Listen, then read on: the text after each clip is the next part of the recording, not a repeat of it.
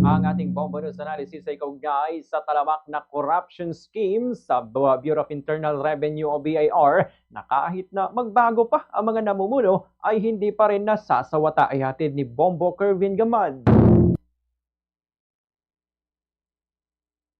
Ang bagong talagang pinuno ng Bureau of Internal Revenue o BIR ay haharap sa isang lumang problemang patuloy na nagpapahina sa sistema ng pagbubuwis. Ang malalim na katiwaliang umiikot sa loob ng ahensya. Sa loob ng maraming dekada naging bahagi na ng operasyon ang mga abusong nakabatay sa maling paggamit ng tax audit power, kung saan ilang opisyal ang gumagamit ng audit upang gipitin ang mga negosyante at pilitin silang makipag-ayos sa halip na sumailalim sa mahabang proseso. Ng mga issue ng overpriced project at anomalya sa DPWH, ang BIR ay may sariling anyo ng underground economy na hindi nagbabago kahit na nagpapalit ang mga komisyoner. Nananatili sa pwesto ang mga nasa ibabang ranggo, mga revenue officer at examiner na nagkakaroon ng matatag na koneksyon at personal na network na nagpapatibay sa kultura ng pabor, proteksyon at tahasang panggigipit. Maraming maliliit at katamtamang laki na negosyo ang nagtitiis na magbayad ng areglo dahil mas mabilis at mas mura.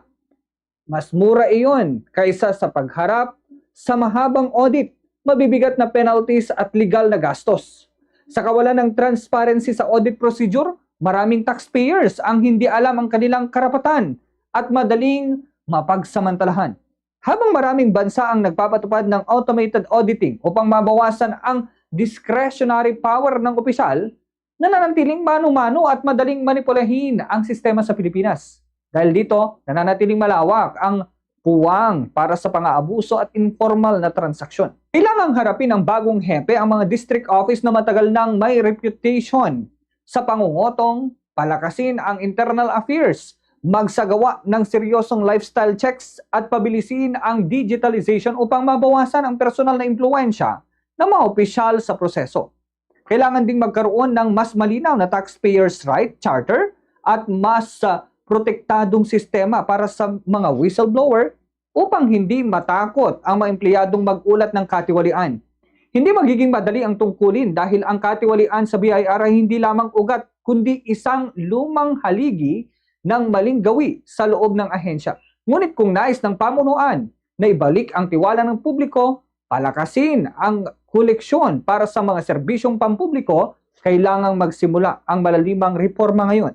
Ang paglilinis sa BIR ay hindi lamang isang administratibong trabaho, kundi isang laban para sa integridad ng pamahalaan.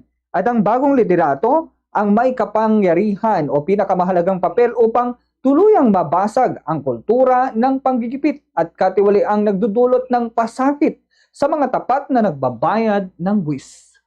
Yan ang ating Bombo News Analysis. Ako si Bombo Kervin Gamad, basta radyo. Bombo!